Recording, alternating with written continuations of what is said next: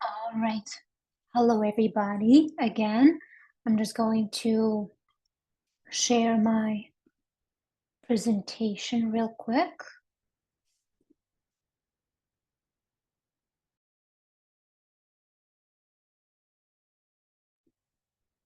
Okay.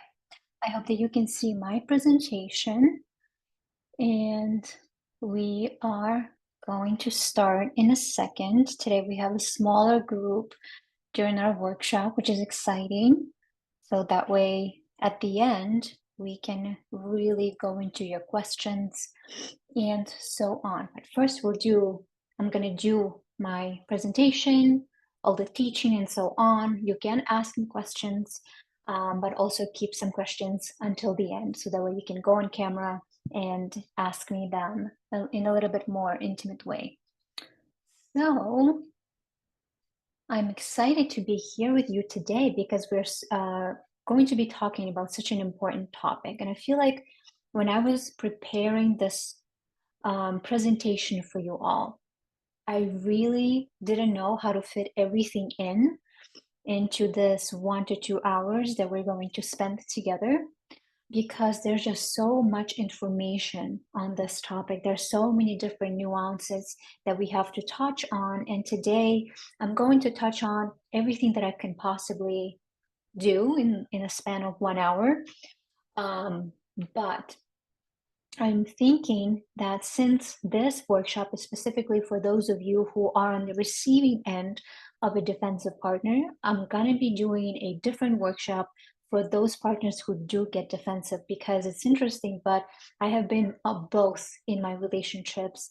I have been the defender of myself, and I'll share more a little bit of some of the examples because through examples we do learn better. And I've been on the receiving end of a defensive partner, and I know what it feels like. So, how about I share a little bit about myself because some of you do not know me. My name is Yana Kazekamp. I'm a licensed marriage and family therapist. I am a somatic breathwork facilitator. And speaking of breathwork, tomorrow I am hosting a virtual breathwork session. So if you are interested, you can let me know through email. And it is a pay what you can type of event. And you can attend and see for yourself all the beautiful benefits that this practice can really provide for people. I mainly work with couples. I do therapy intensives, which is an accelerated version of therapy. I kind of walked away from traditional way of doing therapy, although right now I'm actually bringing back a part of it, which is short-term therapy, and hoping that that way, um, with focused approach, couple will have more progress and faster progress because all of us want some faster progress. I'm also a wife and I'm a mother. So that's just some of the things that I wanted to share about myself. So for today, whenever I lead a workshop, whenever I teach a class, I really want people to set an intention for their workshop for why you are here. You're not here to just listen to me because it can go into one ear and come out of the other. I've done that myself. Whenever I go to a workshop and I do not set an intention, I don't have my writing materials in front of me, I'm not ready to be in that student position, that workshop doesn't really register with me. So have an intention. What are you trying to get out of it? Are you trying to learn something new? Are you trying to understand your partner better? Are you trying to be better with reacting to defensive behaviors yourself? So take a moment to think about your intention. Make sure that your intention is to write things down that you find important, that you find helpful, that you find like an aha moment. And not everything that I say is going to fully register with you today, and that's okay. You don't have to remember everything I say, but the most important things, please do put them on paper because that's how our brains work. Okay, they need some type of grounding in order to remember, in order to process what we are learning. Okay, so hopefully all of you did that. So here's our agenda. I do like these types of workshops to be a little bit more structured, unless we have like a big crowd and then it's more interactive, but please do interact. So our agenda is why our partners get defensive. I want to help you expand your knowledge and expand your insights into their behavior. I want to help you understand the consequences of such behavior on the relationship, right? Defensiveness. I want to help you understand your triggers and your reactions and what role you play in this dynamic with your partner. And we're going to talk about delivery and communication strategies. And I'm going to share with you this topic, which is called soft power. Okay. So give me one moment. I'm just going to check one more time if anybody else joined us. Okay.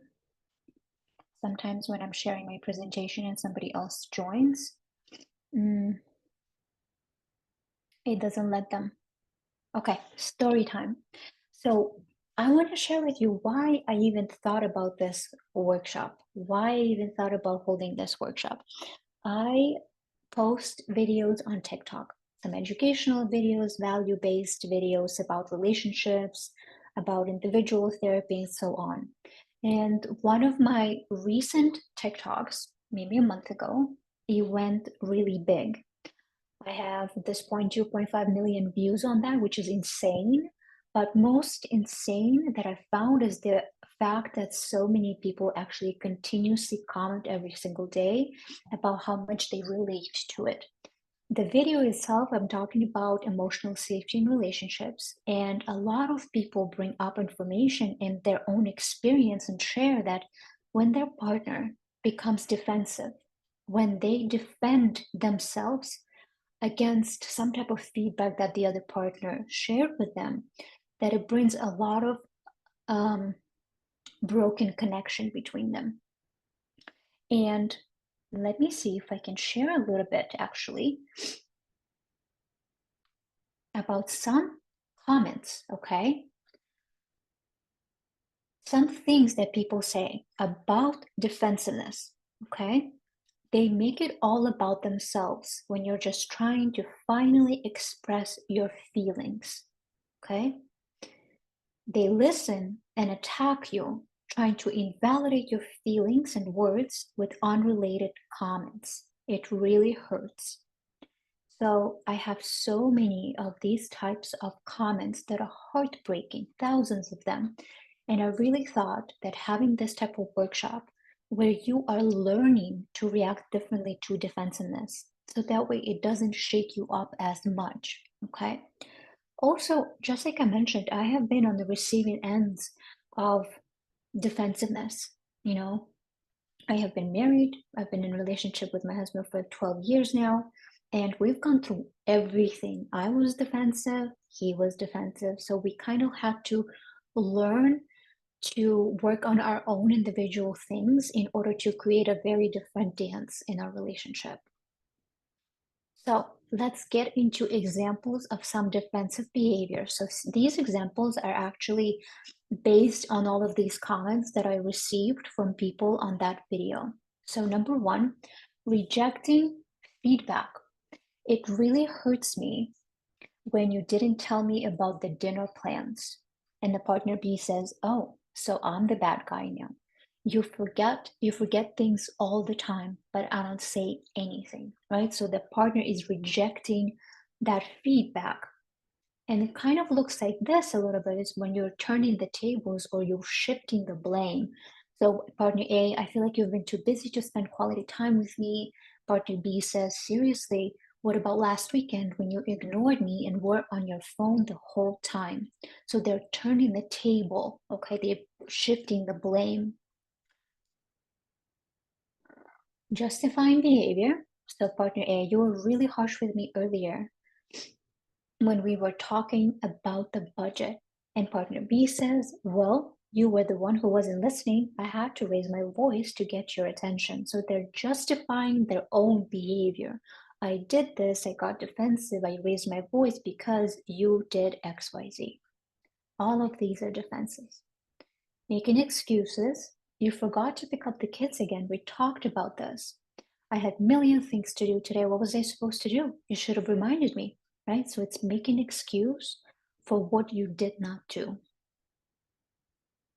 And while I'm reading these, it'd be really interesting which ones are speaking the most to you. So you can take some notes about kind of the name for all of these defense mechanisms, right? So minimizing feelings.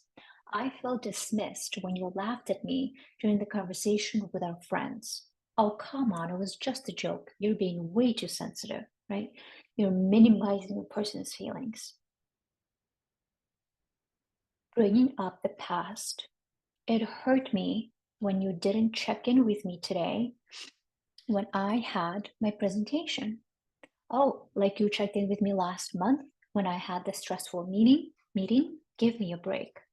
Right? So again, like we see a little bit of turning the tables there, but it's also bringing up the past. And whenever we bring up the past during something that happens today, I promise you automatically it's going to derail you, it's going to create conflict, and it's not good.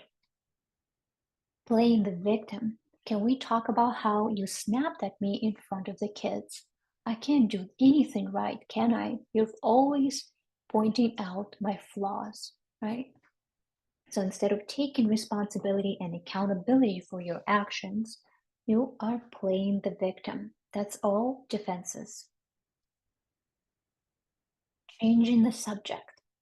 I was upset when you didn't back me up during an argument with your mom. Speaking of my mom, did you ever call her about the trip next weekend? Right, instead of acknowledging what the partner is bringing to you, changing their subject. Exaggerating the complaint. So you haven't been very affectionate lately, and I miss that. So now I'm cold, unloving partner. Is that what you are saying? So it's like it's going from something very small that can be easily resolved to something really big, a character flaw. Dismissing the issue. So it bothered me that you didn't tell me you were going out after work. It's not that big of a deal. Why are you even bringing this up? Complete dismissal of the feelings, of the thoughts of the partner. All of these are defenses. So maybe take a moment to jot down which of these numbers, right, 1 through 10, which one really speak to you? Which ones happen in your relationship? And maybe there's something else. These are not all that happen in relationships. These are just the general ones, the general themes that I saw from people. So let's start talking about why defensiveness even happens. Okay. I want you to start thinking of defensiveness as an armor. Okay, a person takes on an armor in a way to protect themselves. Okay, they're protecting themselves from you or whatever comes out of your mouth or whatever they perceive that is coming out of your mouth. Okay, so these are some common scenarios that provoke defensiveness. And this is important for you to understand because we are going to avoid sounding like these things. Okay, so anytime a person feels criticized or blamed, I mean, this one probably makes sense. It's really difficult to take people's criticism. And I remember myself, even 6 years ago, where any type of feedback from my husband was really difficult to sit with. I took everything as a criticism, as if I was blamed for things. It was really difficult to sit with all of those emotions. I'll talk about that in a second. But whenever we feel criticized, whenever we feel blamed, manipulated, and so on, or somebody's trying to control us, automatically this defense mechanism comes out. And for a lot of people, it is to defend themselves verbally. Okay. Feeling unheard or misunderstood. Again, if I don't feel heard or understood, I'm going to try to defend myself in some way, right? by speaking up, by pressuring, and so on. Feeling inadequate. So, feeling inadequate, I want you to start thinking that underneath all of these things, feeling criticized, blamed, unheard, misunderstood, having unmet emotional needs, underneath all of that is actually a feeling of inadequacy. I feel so inadequate about myself whenever my partner shares some feedback that I'm going to defend myself because I cannot sit with that inadequacy within myself.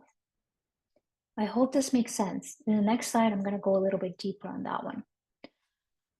Having unmet emotional needs, right? Whenever all relationships are give and receive, right?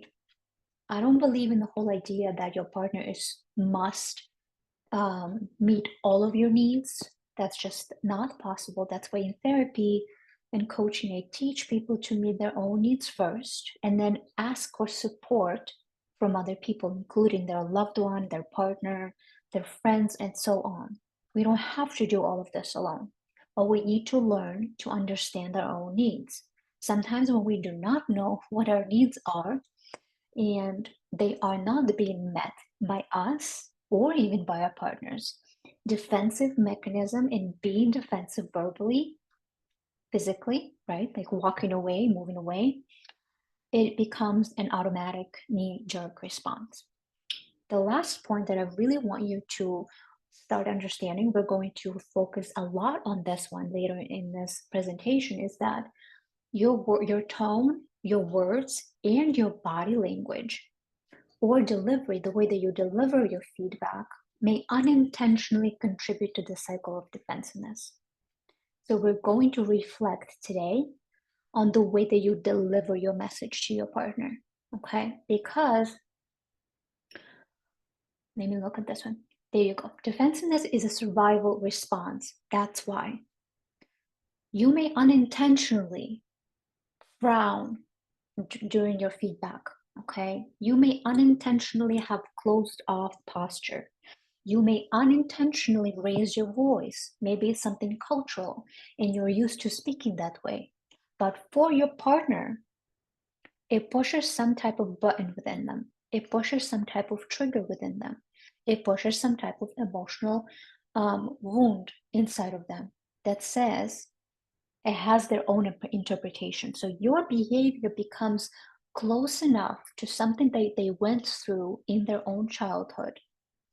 Maybe they don't know about it. They have not healed that wound yet. So that's why they react in a very defensive way. So defensiveness is a survival response. It's so quick. If you've ever gotten defensive about anything, it's a knee-jerk response for all of us, and we all get defensive at some points. For some people, it's a more of a knee-jerk response, automatic reaction, and it's just so quick that they cannot even control it. So here's what happens with defensiveness. It's inability to tolerate own imperfection and any emotions that come with it. So I shared with you my own example when I couldn't hold myself and my own emotions that came with my husband's feedback. So if he came to me and sometimes even delivered it in a very nice way, it was difficult to sit with this feeling like something's wrong with me, like I'm doing something wrong and it's not good enough. That comes from my own past, okay? It doesn't come from him, it comes from my own past, and it's for me to heal that instead of being defensive and fight back or deflect or minimize their feelings, right? So it's inability to tolerate own imperfection. It's skewed sense of self. When somebody doesn't know who they truly are, they don't understand their own worth to this world, simply for just being human being. They don't understand their own value in the relationship. They don't love themselves. They don't accept all parts of themselves. They have a very skewed sense of self, which depends on how other people see them. So if your partner, if their self-esteem and confidence depends on how you see them, and you come to them with some type of negative feedback about their behavior, they will get defensive if that's the strategy that they chose in their earlier years. Okay, so it's really important to understand that they just don't have the strong sense of self. It is a learned response to feedback for a lot of us. We learn to protect ourselves like that from our parents, caregivers, teachers, and so on. A response to real criticism and statements of contempt. Now, statements of contempt, right? Like when you are criticizing their nature, their core being, their traits. I'm sorry to tell you, but you will automatically turn on defensiveness in your partner. If you are saying, if ever you start your sentence with you are a, you never, you always, and you're criticizing their nature as a human being, it's very normal to become defensive. Only very few people who are extremely emotionally mature can hold that and say, no, you're not going to be talking to me like that. Okay? So defensiveness in that case is a real response. It makes sense. We don't want other people to hurt us on purpose, right? However, defensiveness is a sign of emotional immaturity, okay? A person who is wise, who understands their emotions, who has a strong sense of self, who knows their needs, who meets their own needs, who is able to be empathetic during any moment, okay, or get to the empathy and knows how to, they will very likely not react based on this response or reaction, okay? They may feel defensive, but they might not react on it. They will choose not to react on it because an emotionally mature individual has ability to choose the way that they react to people, respond to people. The last one is in some cases where people completely dismiss their partners, completely invalidate their partners, completely do not see eye to eye, and they defend themselves so harshly. Again, it's on the bottom is this feeling I'm inadequate, even when they don't realize it, but it's also a sign they do not see your value. They do not see your worth, and you're not standing up for yourself. You don't have any consequences for their actions, and which we're going to talk about later today when we get to the strategies. So this is really a sign that you need to do some work on understanding your own value in the relationship.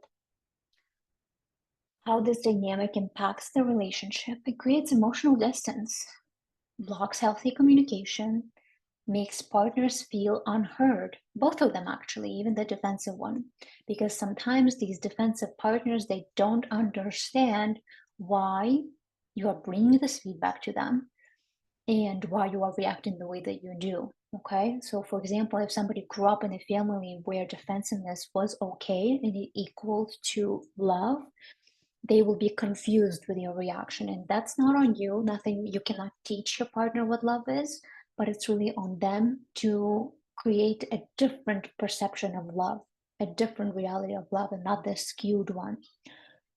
So this dynamic escalates arguments. It builds unresolved resentment, erodes trust and safety. I mean, emotional safety is going to be gone if defensiveness in this type of dynamic continues in a relationship. Reduces intimacy and connection. That one I hear from clients, because I hear clients say, like, I don't want to have sex with my partner who gets so defensive. It turns me off. And that makes sense. Increases frustration, leads to feeling alone in the relationship, weakens teamwork and partnership, creates a negative view of your partner. I mean, when you see your partner getting so defensive, yeah, you will have a very different type of view on your partner, right? Okay, one moment. Let me just check something really quickly.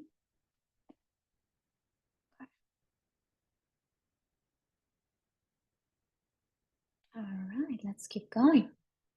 I hope this all makes sense. Please ask me questions, and you can type them out, and I will read everything as I go.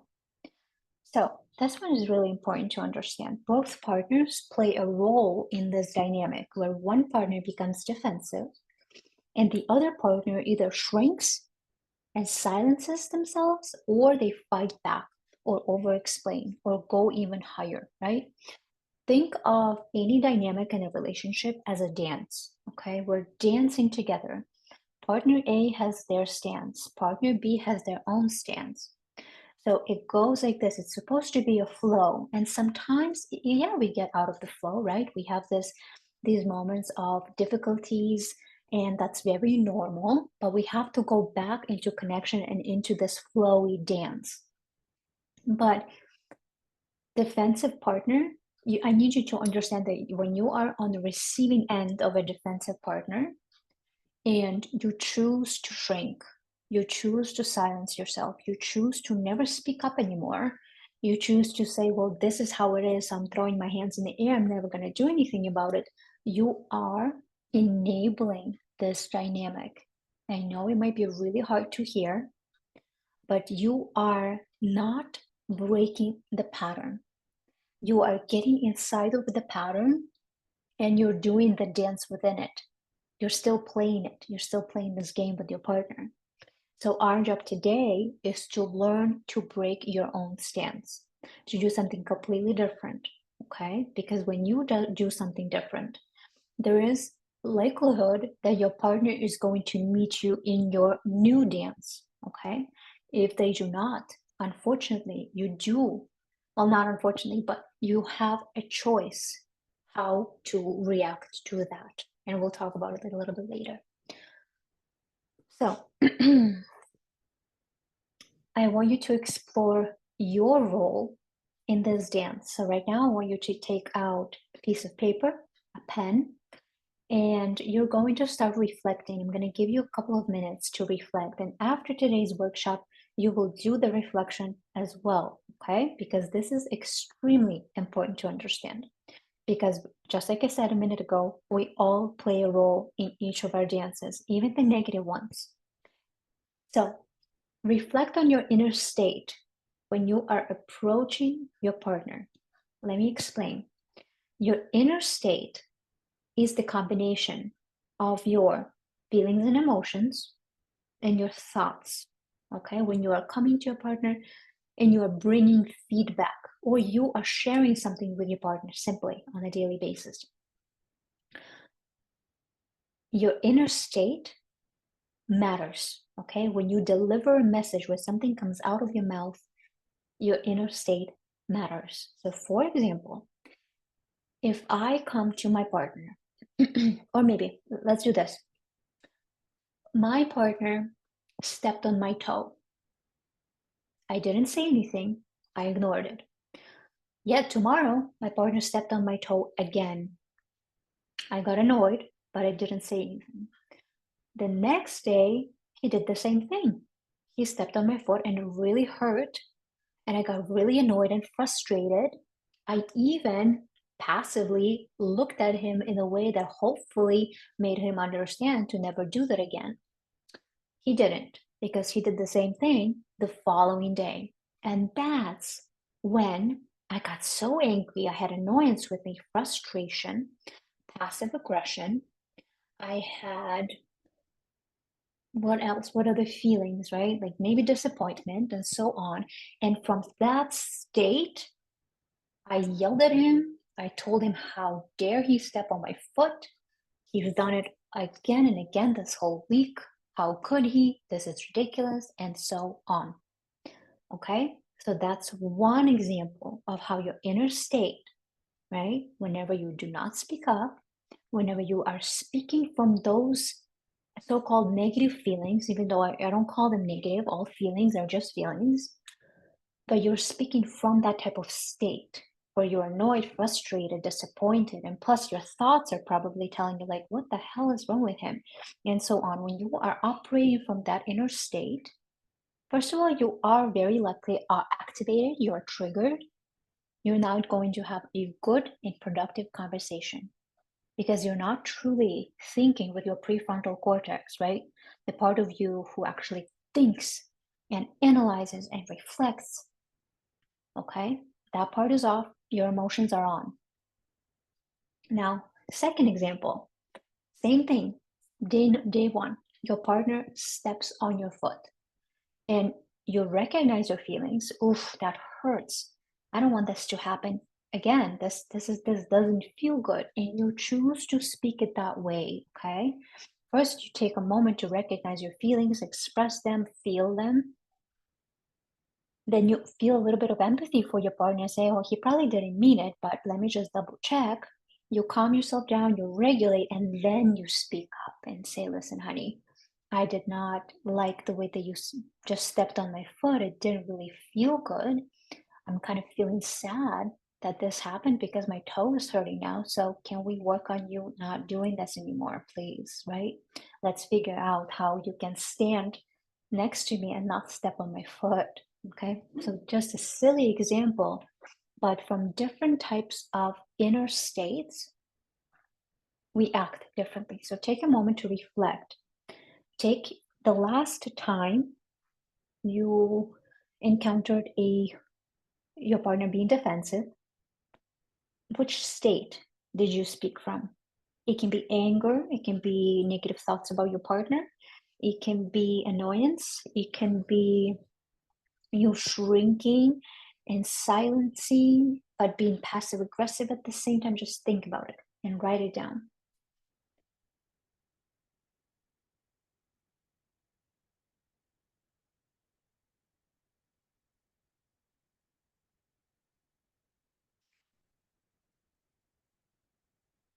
As you are writing this down, let's start exploring number two as well. Reflect on how you delivered your message to your partner. I have this slide here that says delivery matters, and your state of being when you come to your partner matters too. So let's talk about delivery, right? When you come to your partner, and let's say they just came back home from work and they had a difficult day and they just kind of want to relax on the couch for a moment, and you just come to them and say, listen, this is the second time when I say that you didn't pick up the trash. This is extremely annoying. Like, what the hell? Can you just go do it right this second, right now? I need you to go do it, right? This type of delivery, when first of all, you are not asking if your partner is ready to have a conversation. You're not pulling them in. You're not including them in the conversation. This conversation sounds more like me against you, my dear partner. Your delivery will automatically turn on defensiveness in your partner. It's going to provoke it, okay? Now it's on your partner whether or not they actually react on it and they take the bait, right? That speaks about their emotional maturity, but it's on you to understand how your delivery can provoke defensiveness in your partner, right? Sometimes, even when you are trying to manipulate, right? I'm trying to find an example of manipulation, but if anybody has any examples, you can share in the comments. When you're trying to make your partner feel bad for what they did, right? Like you're saying statements and you want to punish them. Okay, I had such a bad day today. On top of this, you forgot about to take our dinner, you forgot to bring dinner, you forgot to ta ta ta ta ta ta ta, and this is manipulative. Like you are throwing so many things at them, you're manipulating them, you're trying to make them feel bad, you're blaming them, right? That type of delivery never going to be received well. Okay, again, unless your partner does their own individual work and notices that, oh, I'm getting defensive, I need to take a step back, and then they come back to you and they can actually have a conversation instead of reacting. But unfortunately, most of us do react quickly. So I hope that you took a moment to really reflect on this. This is extremely important. I need you to start expanding your ability to see how you play a role in this dynamic. That's step number one. You take accountability for the way that you behave and what role you play in the dynamic. Okay. Now let's self reflect a little bit more. is my feedback actually constructive, or it's full of blame? In order for you to do this, I like to take a role of, okay, if I were somebody looking at us from the outside view, and I looked in at this recent situation where my partner got defensive, I'm going to rewind and see whether or not my feedback was actually constructive. Constructive is the one that supports the couple into coming up with a solution together. Okay, it creates this team dynamic versus where I'm here and you're over there and you are the problem, my dear partner. I'm throwing it in your face, I'm blaming you, and so on. That's not constructive feedback. So take a moment. Is my feedback actually constructive? Am I allowing my partner to feel like we are on the same team here? Or are my feelings getting in the way? My judgments of them are getting in the way, and I'm acting out of that state. Next, this is especially really good for those of you who tend to shrink after a conversation like that, who tend to question yourself and your feedback, who tend to doubt yourself, who tend to silence yourself, who tend to go into a victim mode that says that he is doing this to me, he's the bad one, and I'm for me. Okay? Do I truly feel worthy of being heard by my partner? Do I truly feel worthy of this type of relationship where we are on the same team? Because by working with couples, I've learned that when we dig deeper underneath all of these dynamics, a lot of people, when they are on the receiving end of defensiveness and they are the ones who shrink and they cannot hold themselves during this reaction from their partner, deep down they don't actually think or believe that they are worthy, that they're worthy of being heard, that their opinions actually matter, and so on. So that work is something that I do in therapy with clients, but you can also explore on your own some of these skewed beliefs about yourself. Okay? What part of me is attracting a partner's defensive behavior? That one's really difficult to understand. Okay? So when my husband and I went into this dynamic a long time ago, I remember that there was a part of me, this part of me that I had to work with, right? In therapy, we call it adaptive child, is somebody who is very protective of my idea of myself, my sense of self, okay? So that part of me was very much, very defensive. Um,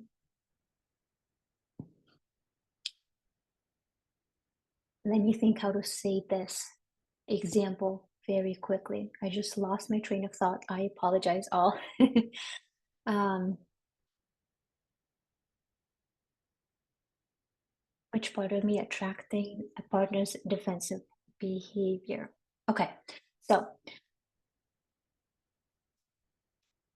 when my husband used to be defensive, okay, when he would get, he would refuse to hear what I had to say, I remember understanding that what I meant, what I was bringing to him, I didn't truly believe it in myself. Okay. So if I shared with him that some of his behavior was not okay with me, I actually, that adaptive child part of me didn't believe in it fully. And it has to do with my own upbringing. Okay. And I had to work with that part of myself because she was the one who was attracting this type of behavior. Okay. And we're speaking about this on energetic level. Okay. Our traumas, unfortunately, with our partners, they go like this until we start to heal our own stuff. So my own trauma was attracting his trauma, and we were meeting each other like this during this defensive battle. Sometimes I will shut down, or sometimes I would defend back.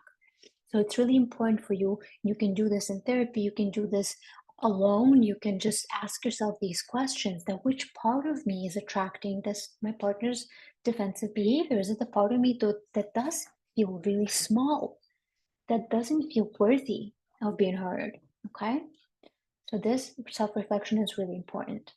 Delivery matters and your state of being matters. So let's switch into triggers. I know we've been already talking for 45 minutes and I have so much to deliver for you guys, but let's keep going. Triggers. Why is it important to understand your triggers? So a trigger is anything that creates any type of out of neutral response in you. Okay. So whenever right now, like we're neutral. We're not experiencing any type of emotions. We're not super duper excited. We're not angry. We're not sad. It's just neutral. I'm doing okay. I'm calm. I'm relaxed. That's like your baseline, should be your baseline. Whenever we get out of this baseline, whenever some situations happen outside of us, okay, and they create some type of response, first of all, emotional response, but also physical response. Like, for example, I feel angry, then I clench my fists, or my heart starts to pound, my stomach starts to hurt, my shoulders starts to feel pressure, and so on. So, in order for you to understand when you feel triggered or activated, it comes with sensations inside of your body. It's really important to keep track of your triggers so that way you can actually take care of them in the moment, because your trigger leads to your reaction. So, for example, if your partner is defensive, you can either shut down, be quiet, that's your reaction because some type of trigger happened, or you can fight back, you can defend yourself more, you can push more. Again, that's a reaction because some type of trigger happened. So, triggers can be identifying words, tones, situations, anything that activate you. Anything that your partner is doing can activate you in your emotional being, okay?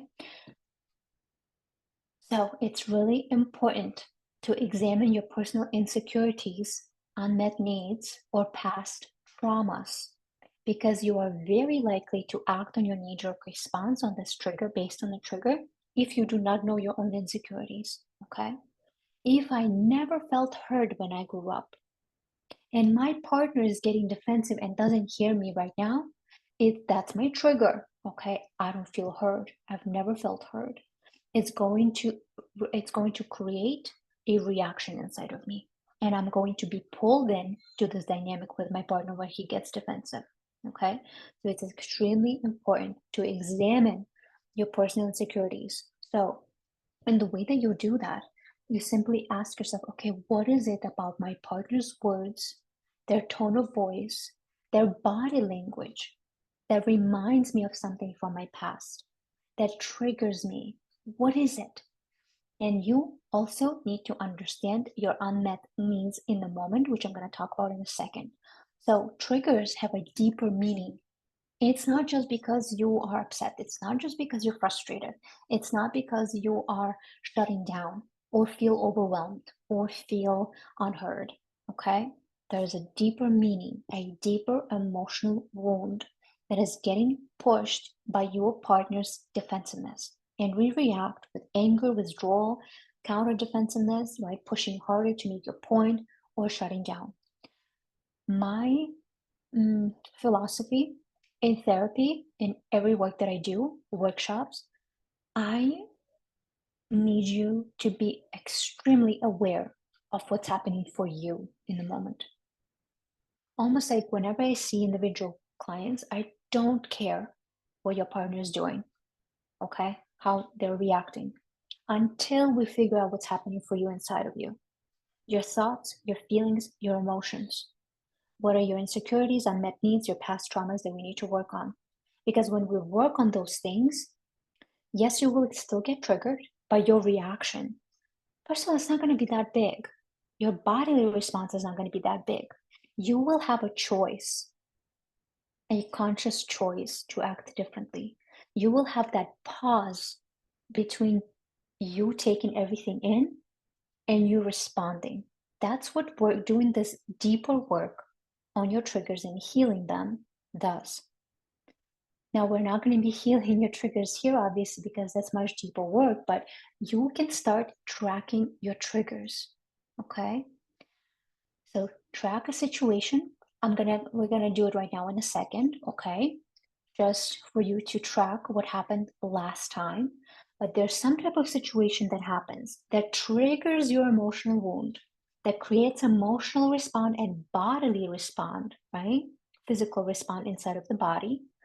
And that, if you're not aware of this, if it happens unconsciously, you are very likely to react in a certain way, a reaction that's knee jerk, that's black and white, that's rigid, that's inflexible, right? Shutting down or defending yourself. When that happens and you don't have that pause in between your trigger and your reaction, you're not going to be able to have an alternative reaction. But when you are learning, okay, this is how I behave, this is what I feel, this is what I need in those moments, you can actually learn to step back. So let's try to track your recent trigger. Take a moment. You can close your eyes if it's easier. Take a moment to think back to a recent situation or any situation where you were stuck in the cycle with your partner, where where they got defensive, and you were on the receiving end of this defensiveness. Okay.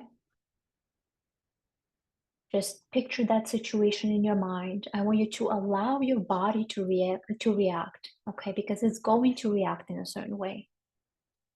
Any memories bring sensations in our bodies. Do not get rid of them. You need them to remember what happened.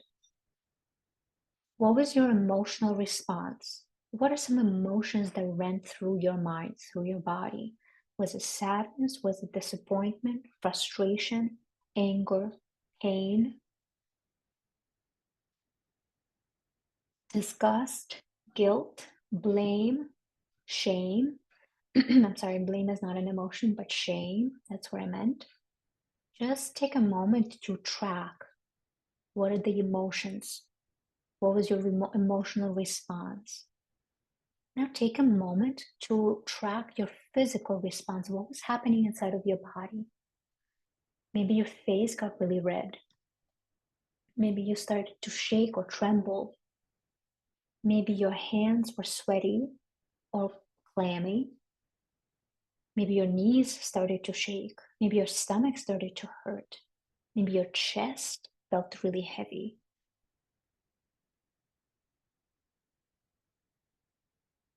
But take a moment to just notice all of that, what was happening for you. And now, what was your reaction to it? How did you react? Objectively speaking, did you shut down? Did you put your head down? Did you hide? Did you run away? Did you fight back? Play that in your mind.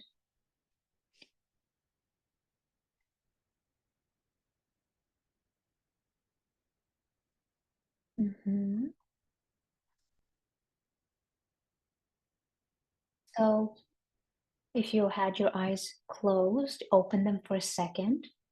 Now you did this trigger tracking, okay? You tracked your response, your reaction.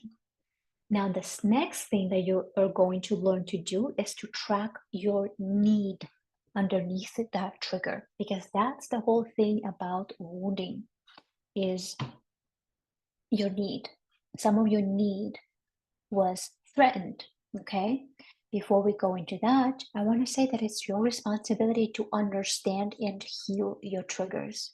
It's really easy to blame our partners for not meeting our needs, for not understanding us better, for not giving us what we need, for triggering us. It's really easy to point fingers, and I know it by my own experience, but it's also very powerful when you are learning to understand yourself, when you are learning to track your own responses, to track your own triggers, to be aware of them.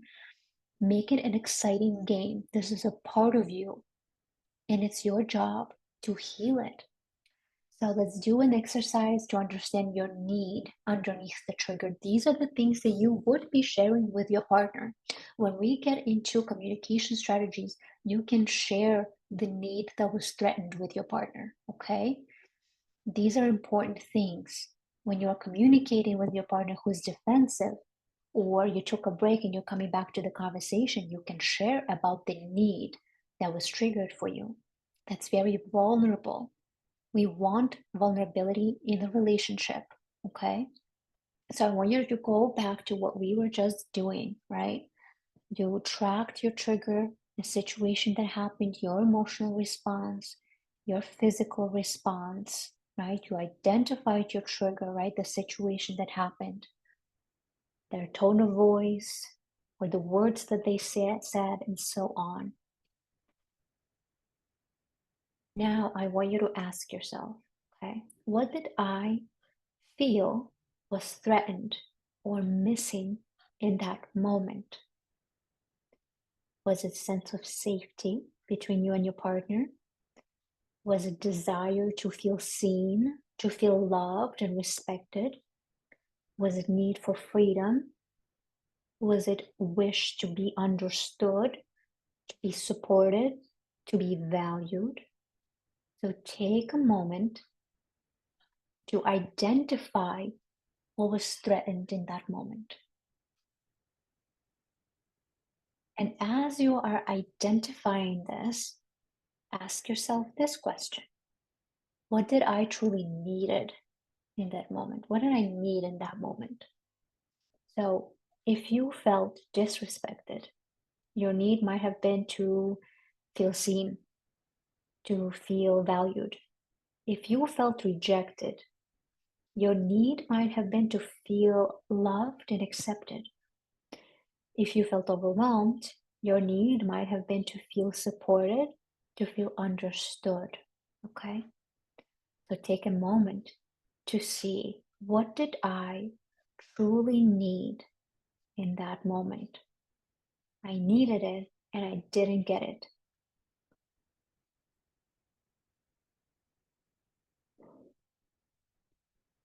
And then I want you to start taking some deep breaths.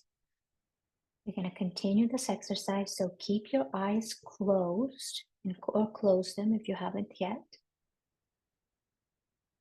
Identify these needs. And right now, I want you to imagine that situation, okay? Fully. You are in it. You're stepping into that room or that space, and you're actually seeing yourself there and your partner. You are a third person there. You are stepping into that room. You are seeing what's going on. You're noticing yourself. You know what you needed back then, and you're coming up to yourself. You're taking your hands. You're looking at yourself right in the eyes. And I want you to say something or do something to meet your own need. So if you wanted to feel valued, I want you to share that verbally with yourself, speaking to yourself, to that version of you from that time. Make her, him, them feel valued.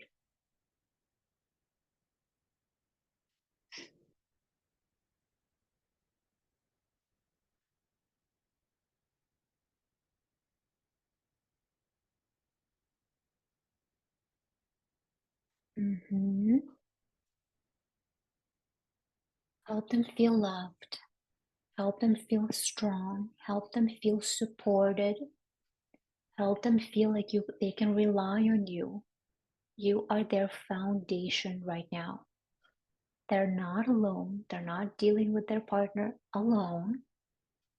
You are there to help them.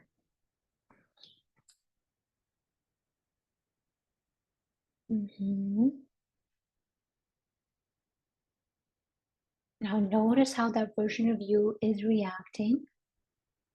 And I want you to make her a promise. Make her a promise that you can learn and you will learn to meet your own needs. And in the moment where you're feeling frustrated, overwhelmed, sad, angry towards your partner, you will take a moment to identify that need and meet it by yourself.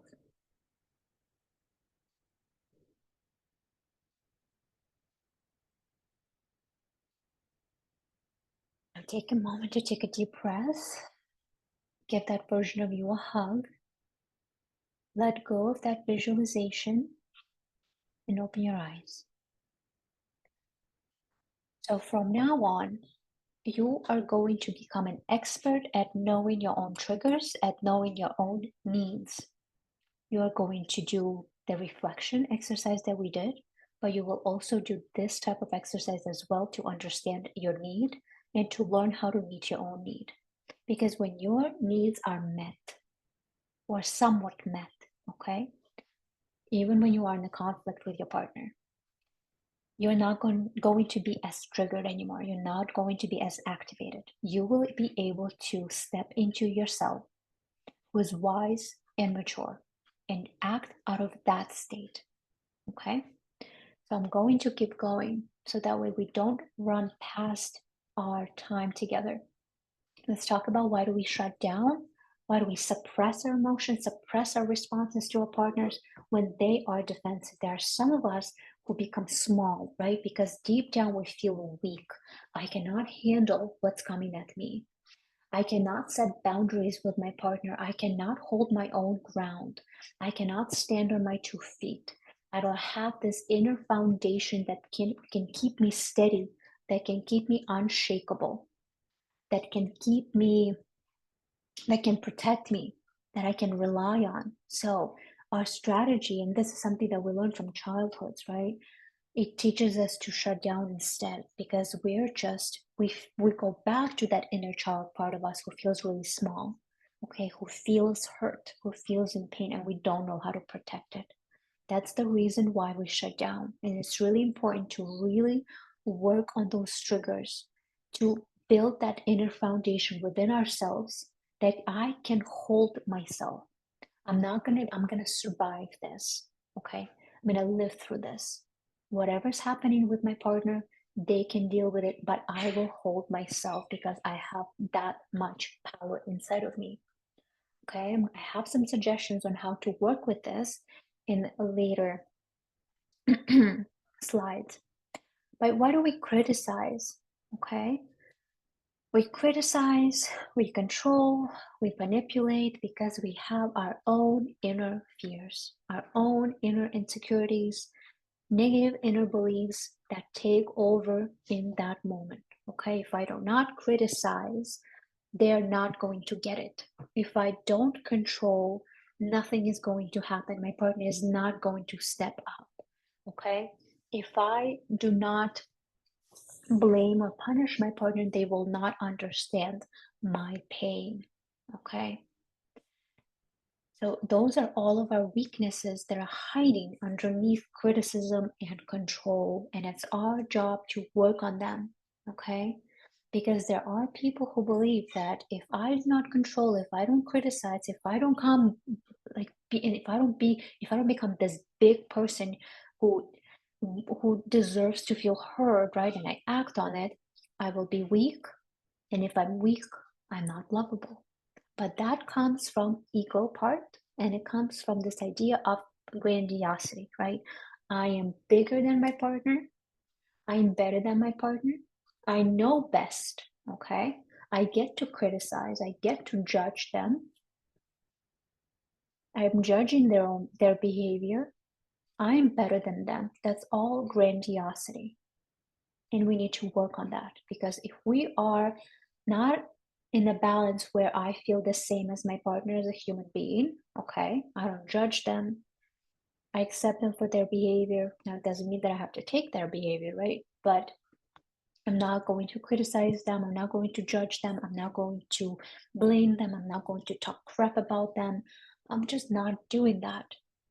Only from that space, from that healthy space, we can have constructive conversations. But if you are going into this big, grandiose um, persona, it's going to be really difficult to have a constructive conversation because your partner automatically will feel small next to you. Or if they have this very similar reactions like controlling criticism and judgment, you will have this power dynamic and like a ping pong game and lots of fighting. Because when both grandiose people meet, it's a lot of fights that happen. Let's do a boundary exercise. I'm going to teach you this exercise somewhat quicker today than I planned to, but you can do this exercise alone. I want you to do this exercise every time before you come to your partner to share your feedback.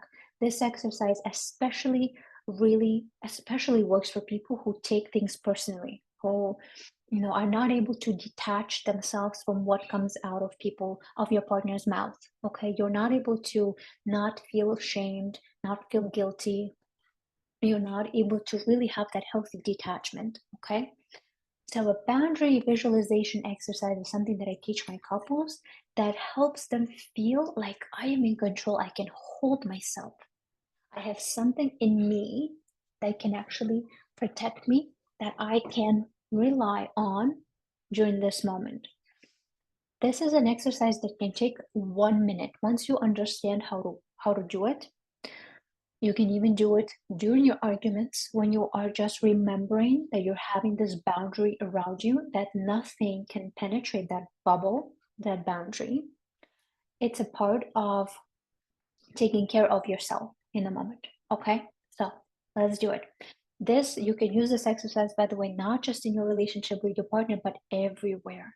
Okay, so close your eyes, sit comfortably, get centered, put your feet on the floor. I want you to ground yourself. I want you to imagine yourself being in some special place, okay, where you feel relaxed, you feel happy, you feel safe, maybe a beach or maybe mountains, a certain spot on this planet that makes you feel safe. I want you to keep that feeling of safety now and let go of the place. And instead, I want you to put a bubble or a boundary over that good feeling. So you are fully immersed with that good feeling, and there's a circle around you that creates that boundary, creates a bubble around you. It is your psychological bubble. It can be like a force field, it can be magic, like a wall of flowers, it can be steel, it can be whatever it is that you want. So notice if you got that image. Good. So your boundary, you can even start trying to penetrate it with your hands. Put your hands around you, go in front of you and touch that boundary right in front of you and imagine that you're touching this boundary. Touch it up and down into your side. Your boundary is not touchable, okay? Nothing can penetrate your bubble unless you choose to soften it and bring something in. Unless you choose to let in what goes into your heart, okay? Everything else, any defensiveness for you from your partner, any words, any actions, they can stay away from your bubble unless you soften it on purpose and you let in what's really true. So if your partner is sharing their feedback with you and it's actually true and you're ready to take accountability for that, you let that in. If your partner is raising their voice and they're speaking in a certain way that you do not like, it doesn't have to penetrate your heart. It stays out. I want you to feel for a moment the strength of your boundary. It is so strong that nothing gets through it unless you choose to let it in. So if your partner is minimizing you, if they're invalidating you, if they're raising your voice, nothing will penetrate that bubble unless you choose to let that in. You don't have to protect yourself anymore by yelling back, raising your voice, by shutting down. You just remember that boundary and it will do it for you. It protects you. Inside your boundary, you can feel light, you can feel relaxed, like yourself, okay? A bomb can go off next to you and it will not penetrate your bubble unless you allow it. In this bubble, I want you to start feeling this feeling of calm, this feeling of inner foundation that you're going to start building from this day forward. I can hold myself no matter what. I can take a pause between my reactions because my focus is on me inside of this bubble. My spine is going to represent my inner foundation. I don't need to silence myself, to shrink, to feel weak anymore. I don't need to fight back to be heard. I don't need to fight, to criticize, to judge in order for my needs to be met. I'm inside of this bubble. I'm safe. And anything that my partner is doing is not going to get through unless I allow it. I will allow some of those things and I will think how I want to respond. So again, take a moment to feel this bubble one more time, this boundary around you that you will now work on every single day. And when you're ready, open your eyes. So, whenever you bring feedback to your partner, you will do this exercise and you will keep yourself inside of this bubble throughout your whole conversation with your partner. You will take pauses when you're having conversations. You will close your eyes for a second or look down and you will remind yourself that you are inside of this bubble, this boundary. You are the only one who chooses what can penetrate your heart, okay? I hope that this was really helpful. I would love some feedback, but let's keep going because it's already 7:13 and I want to make sure that we get everything done. So your job is to not be pulled into this pattern with your partner. You are in charge of your own reaction and your own stance in this dance. So what do we do? These are some, so I wrote, I'm gonna say honestly, like usually I don't write a lot in my, I try not to write a lot in my PowerPoints, but with this one, there's just so many, again, different angles that I wanted to share that you can at least start to understand and expand your view on, and you can choose which one you want to start working on, right? So I have some kind of texty slides from now on, but you can take screenshots. This is for you to understand, for you to go back to. Steps outside of conflict, outside of your conversations with your client, you from now on will start understanding and working on your state. Okay, your state is always the focus now. Outside of your conflict with your partner, outside of your conversations, and during. You will stop focusing so much on what they say, what they do, and instead you will teach your brain to shift your focus back to yourself. How am I feeling? What are my thoughts? What are my emotions? What are my physical sensations?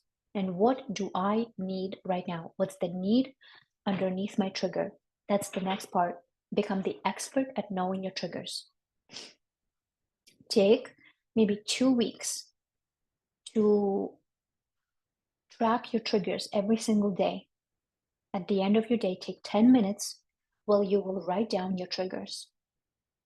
Understand what needs are underneath those triggers and learn to meet those needs by yourself. You obviously you can ask other people to help you out with meeting those needs, but learn to start noticing what they are. Do that inner work. It's really, really important. And especially for those of you who will tell me right now that, well, I already do this. I know. Maybe I've been in therapy for a long time. There's even deeper work that you can do on this. Okay. Learn to expand your capacity to hold your own emotions when you are triggered. This boundary exercise, I promise you, it sounds really easy and simple, but it's truly an amazing exercise that can help you so much if you just practice it daily for at least a couple of weeks. Then it becomes more automatic. It teaches you to take a pause. It's really, truly an amazing exercise. Somatic breathwork is something that's beautiful. They can teach your nervous system to regulate itself. That's exactly what I do in my somatic breathwork. We activate our nervous system first, and then we teach it to slow down and regulate back. Somatic experiencing. So if you have any, um, maybe you can actually hear, you can email me if you need help finding a somatic experiencing therapist or practitioner. I have some people that I know who practice this beautiful method. It works with your nervous system. Okay. It will help you expand your capacity to hold your own emotions. EFT tapping, body work, yoga, and so on. It helps you so much. Your job right now is to start putting more focus towards yourself, your own reactions, your own emotions. Next one, heal your worth and any skewed perceptions of what love is. That one, obviously, I'm sorry I cannot teach you this during this workshop, but again, all of those exercises that I introduced to you earlier, all of those self reflections, it can be a beautiful start to you healing your worth, healing your any skewed perception of what love is. Because if love, if you learned a while ago that love is a battlefield, it's going that perception, that skewed perception is going to show up in your real world unless you deactivate it. Okay. Number 5, build your inner support and foundation. Now, again, like this is not support from other people. This is yourself, right? Though that moment when I shared in the boundary exercise, when you're able to hold yourself, you're able to comfort yourself, to soothe yourself. You're able to stand strong, not react to your doubts. You're noticing what's happening, and you're learning to make a choice of how to react. And learn to communicate from a position of an adult. This is what we're going to focus until the end of this workshop. So all of these are just some of your steps that you can take to start working on. Like let's say this month you're working on the state of being, next month you're working on your triggers, and so on. Okay. So this is something that will be really helpful to you, and especially for those of you who judge your partner for being defensive, okay, for being not what you want them to be. I want you to, instead of seeing their defensiveness as a problem, I want you to start viewing it as a sign that they're feeling unsafe and they have to protect themselves against you, okay? Or their perception of you. Their inner child who's wounded, who is hurt, has taken over. So, in order for you to grow some compassion towards your partner, right? Because we do have partners, whose defensiveness is not malicious, who is that they're not doing it to punish you, they're not doing it to hurt you. They're just simply protecting themselves in the way that they learned.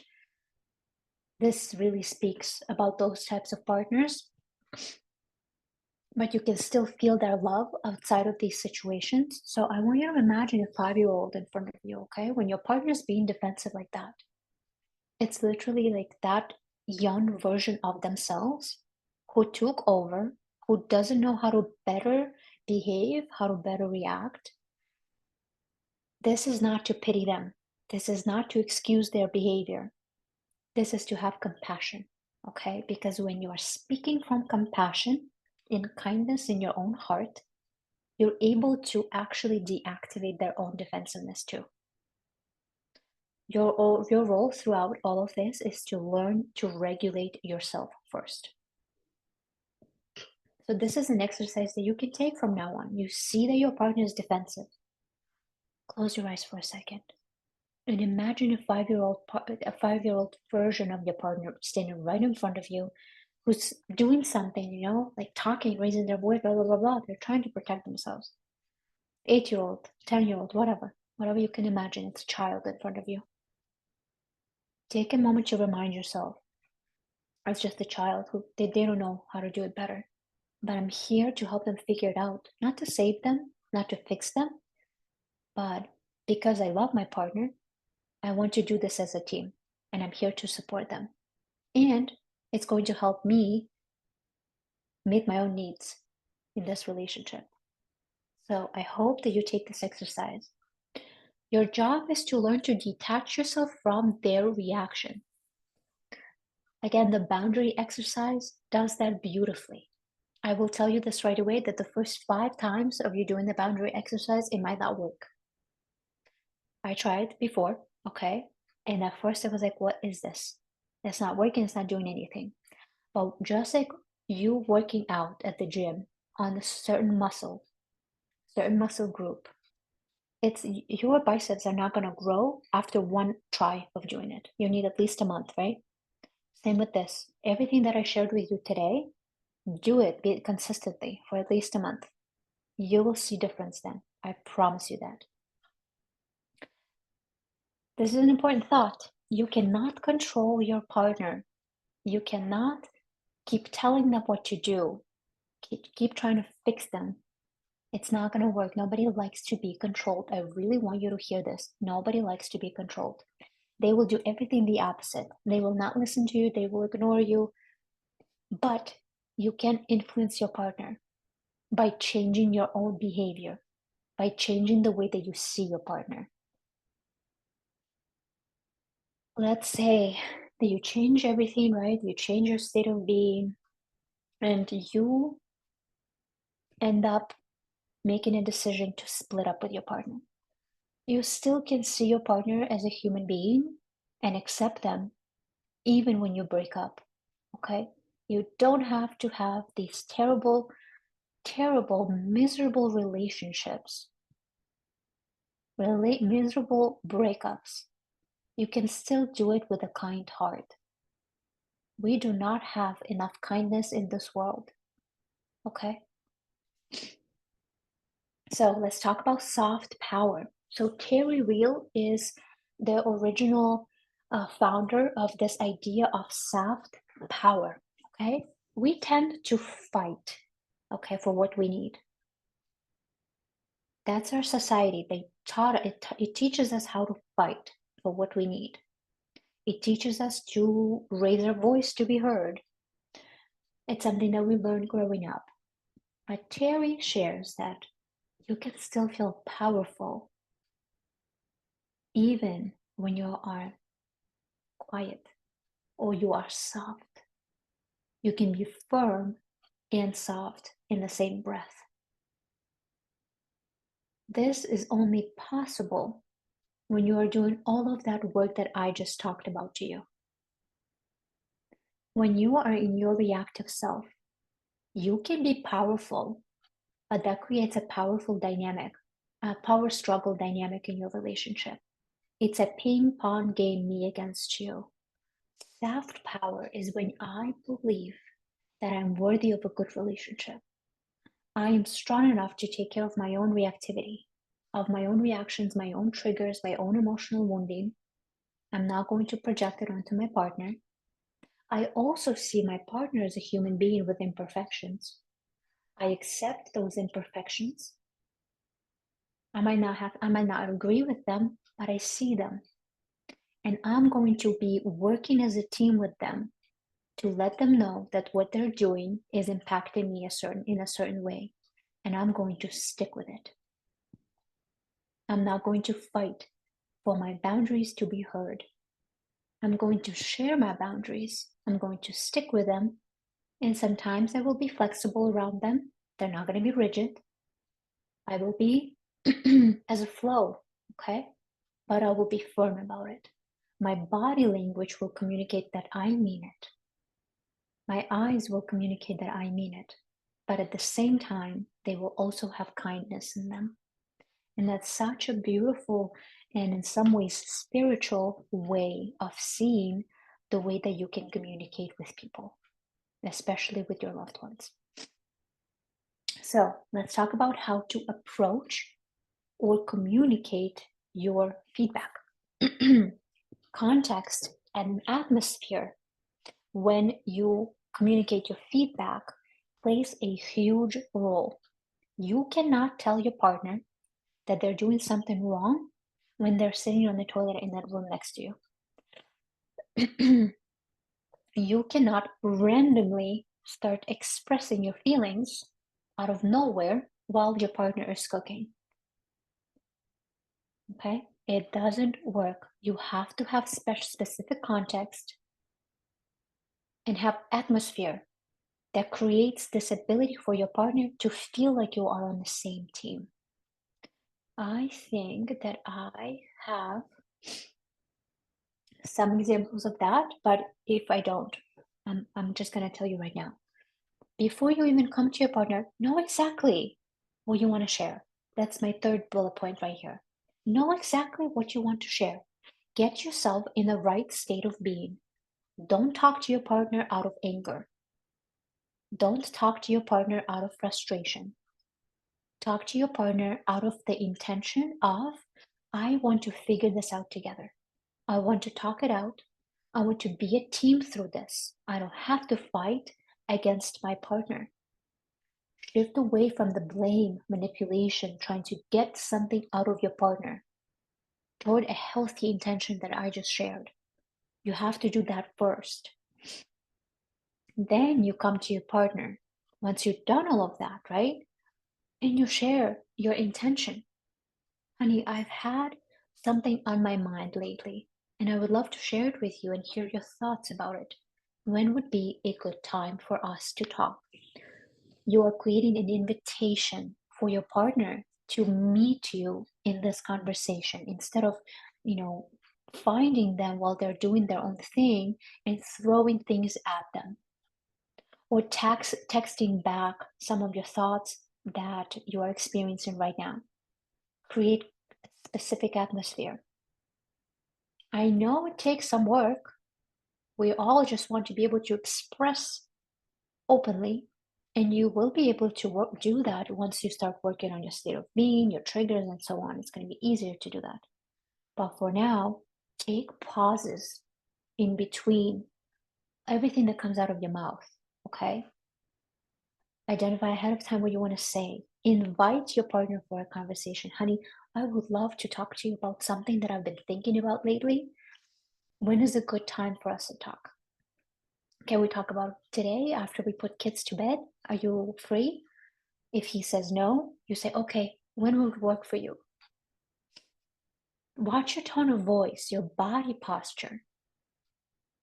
Your work on the state of being will help with this. If you tend to shrink and have this very quiet voice, work on having stronger voice, okay? You can still have this softness about you, but you can still feel powerful, like you mean it. This is important, my dear partner. But your tone of voice shouldn't be like, you, blah, blah, blah. Your body posture, again, it's relaxed. It's not you being this puffed up, person who's about to express everything and everything on their mind. It's you controlling what comes out of your mouth and how. Regulate yourself, okay? That's very important. There are different self-regulation techniques. My best one is breath. And I know you will tell me, well, I cannot take a deep breath when I'm doing this. Yes, you can. You can learn to take a deep breath. You can learn to inhale through your nose. You can learn to elongate your exhale with your mouth. You can do it very quietly so your partner doesn't even notice that. But you can learn all of this. You're feeling something inside of your body. Your body will tell you, first of all, when you're triggered. Use your breath. Learn these breath techniques that will help you. The easiest one is again to inhale slowly, to exhale with your mouth. A long exhale. All of these are really important. I'm just going to leave it like this. I'm not going to go through all of these examples, but these are just some scripts for all of you to use with your partners. You obviously can use your own language, but the whole point of these is this is non-blaming. Okay, this is an invitation for your partner to meet you in the conversation. And for example, your partner has been someone who has not heard you for a long time, who has been defensive for years. Sometimes, again, just like that example with the muscle, it might not work right away.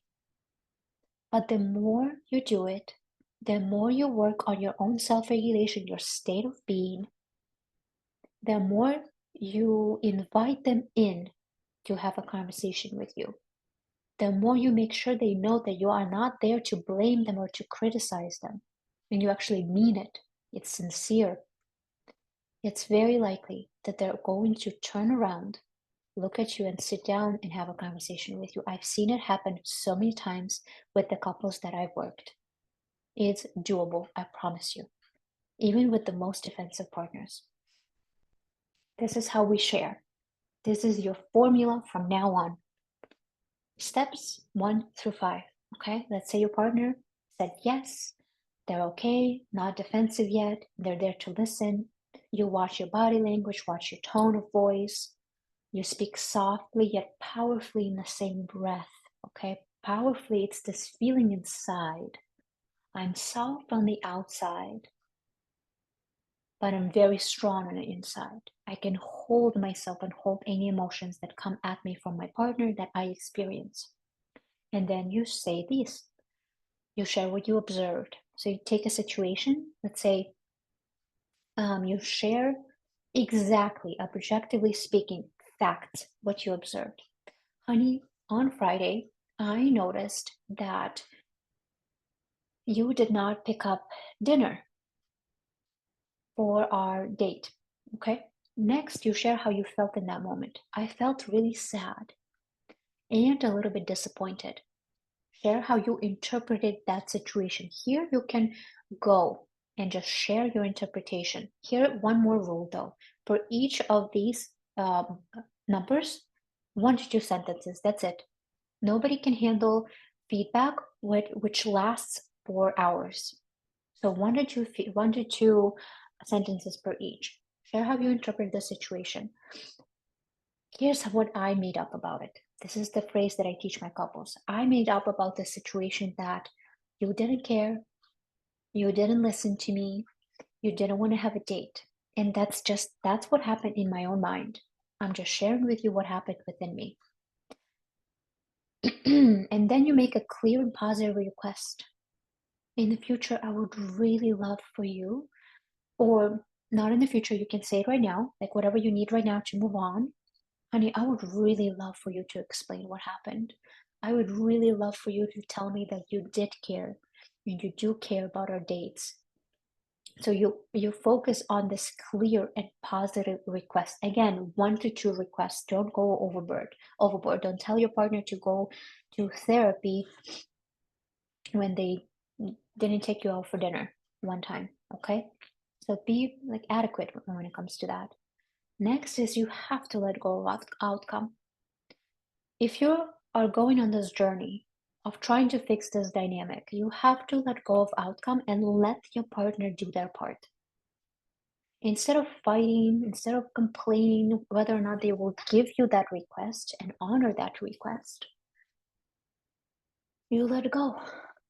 That's really hard. That's the hardest part. It's been the hardest part for me to allow my husband to just do what he needs to do.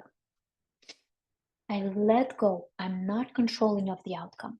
If I do not get my request, I will be very disappointed. And that will be a different conversation next time. But I will appreciate that he listened to me.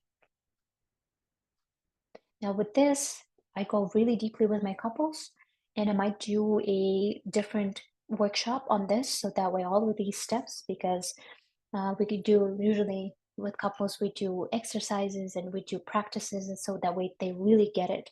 But this is just your framework for what to do when you do share that conversation with them.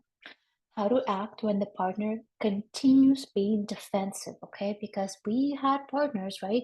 All of us went through partners who are defensive. I feel like it's a every single person went through something like that. But there are partners out there who have been defensive nonstop for years. Regulate yourself and stay in your soft power. Okay? Remind yourself, close your eyes, remind yourself boundary exercise. I can handle this. His emotions are not my emotions. I don't have to attach them to my worth. Do not get pulled in. If you feel like your emotions are rising, silence is going to be your best friend. Taking a break will be your best friend. Okay, do not get pulled into this dynamic. You are breaking it. You're focusing on your own stance. So if you want to take a break, use this phrase, honey, this is too much for me to handle. It's too overwhelming. I need a break. I will be back in 30 minutes. And you make sure that you are back in 30 minutes to check in with your partner. When 30 minutes passes and you need more time, you let them know. You do not create or provoke anxiety in your partner. You let them know that you will be back when and you actually come back. When you feel like you are regulating yourself and you're just noticing what's happening, your partner keeps getting defensive, I want you to take a moment again, regulate yourself, and be curious. Okay, what's happening for my partner right now? Think for yourself. Okay, imagine them as a little kid. Something must be happening. Like if your partner is really good partner, if they're kind, if they love you, you love them. But in this area, they get really defensive. Something must be happening. You can use your curiosity. You can lean in. You don't have to be pulled into the dynamic, but you can break it by leaning in and saying, listen, honey, and this has to be genuine, by the way, and sincere. If you're just repeating my phrase, it's not going to work. You have to get yourself in the right state. We talked about it already. Honey, what did you think I say just now? I really want to be on the same team. I promise you I'm not here to blame you. I'm trying to figure out with you, how do you want me to say it differently? Tell me what's happening for you right now. I'm here to listen. Like, let's figure this out. I don't want to fight. You try to lean into your partner and say some of these phrases to help them understand that you're not a tiger that they need to be running away from. You are their safe person. The whole idea of defensiveness is to become a safe person for your partner so they don't have to defend themselves against you. And you will do that by working on your own stance. Now, break we already talked about, right? Now, let's talk about a partner who are actually, mean. When their defensiveness is inappropriate and mean. In that case, I work with clients on identifying the consequences for their actions. Okay? If you continuously just take it, if you continuously just silence yourself, you walk away, nothing gets resolved, it's been years of the same dynamic, you are enabling it, and your partner doesn't see the reason to change because there are no consequences for their actions. Not punishments, consequences. Okay? Punishment is withdrawing love, withdrawing conversations, withdrawing, kindness and things like that. But consequences can be like, let's see, honey, here's what I'm going to do when this continues to happen. Honey, I will not be sleeping with you in the same bed when these conversations keep happening because they hurt me and they really create a big rupture between you and me. So I'm going to sleep in the in a separate bedroom, and you stick with it. You let your partner see with your actions that you mean it, that it's important to you. You're not punishing them. You're setting a certain consequence for their behavior. You're letting them know that this is not okay with me. I am not going to be eating dinner with you and pretending to have good conversations with you when this is how you are behaving. I'm not going to have, I don't want to have sex with you. And this is not to punish you, but it's just because I'm not going to get myself in the mood because all of these unresolved things are, keep happening. So you create a list of consequences and you make sure that they are non-punishing. You cannot simply ignore a person, and walk away and pretend that they're not there. That's punishing. That's mean. Do not do that. But set some consequences, like not attending dinners with your friends together because you just don't want to pretend that you're happy. Your partner needs to know that you are not happy in this. They need to feel uncomfortable in order to change. Sometimes we need such a kick in the butt in order to change something about our own behavior. So, honey, you have a conversation with them, by the way, about this. Honey, here's what I'm going to do when you do XYZ. I love you. I don't want to do this, but this is what's going to happen. And you actually do it. You stick with it. This is my last point for all of you that I already kind of shared. You have to become someone your partner does not need to defend themselves against. Okay? It's really, really important. You want to be a safe person for your partner, and they need to be a safe person for you. You don't have to do the whole tit for tat stuff. If your partner gets defensive, then you act a certain way to get pulled into that. No, you don't need to do that. You can work on opening your heart, seeing your partner as somebody who's actually hurt, right? Who's actually trying to protect themselves, who has an armor around their heart, and you will meet them there because you love them. Because in other areas, they're a really good partner. But this one you will work on together. So become someone your partner does not need to defend themselves against. I have this last slide here for your reference before I stop the recording. You can send me your feedback about this workshop. Let me know what you try, how it goes. There's my Instagram where I share lots of educational content. You can see a lot of information about my upcoming workshops. On my website, you can learn more about couples therapy and individual therapy if you're interested. But I'm going to stop the recording right now so that way we can go into Q&A.